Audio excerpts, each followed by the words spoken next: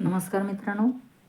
आता पौष महिना चालू होत आहे आणि पौष महिना म्हणजे सूर्याचा महिना. तर बरेच जणांना जोडवाती कशा करायच्या ह्या माहीत नाही. सूर्यदेवाची पूजा करत्या वेळेस जोडवाती लागतात. जोडवाती बनवण्यासाठी आपल्याला कापसाची पीळ करून आपल्याला एक सुंदरसा असा धागा निर्माण करायचा आहे.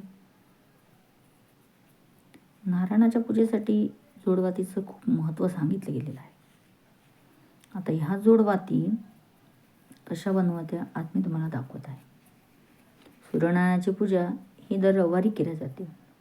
विड्याच्या पानावर रक्तचंदनाच्या नारायण राणोबाई काढल्या जातात आणि नारायण राणोबाई काढल्यानंतर त्याच विड्याच्या पानावर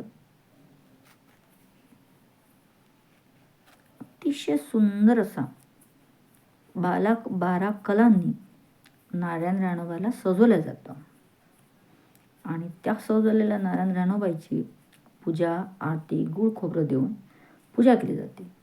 आणि त्यात आपल्याला त्यांच्या पूजेसाठी नारायणा म्हणजे विष्णू लक्ष्मीच्या पूजेसाठी आपल्याला ह्या अशा पद्धतीच्या जोडवाती करायची आहे.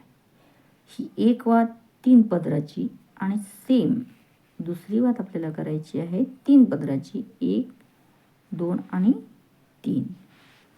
हे बघा 3 पदर आणि हे याला पीळ द्यायची आहे आणि ह्या 2 वाती एकाच पदराला जोडलेल्या आहेत.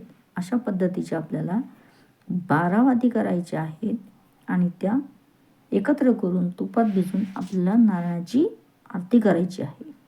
Okay, thank you.